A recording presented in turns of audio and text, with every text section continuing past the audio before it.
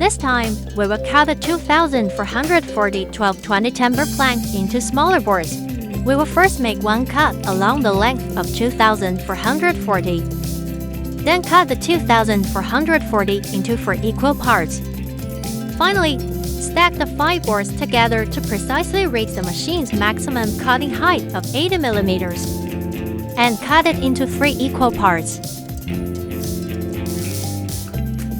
First, enter the raw material dimensions and the desired dimensions into the computer. The system will automatically calculate the optimal cutting plan, provide guidance, and then print the labels.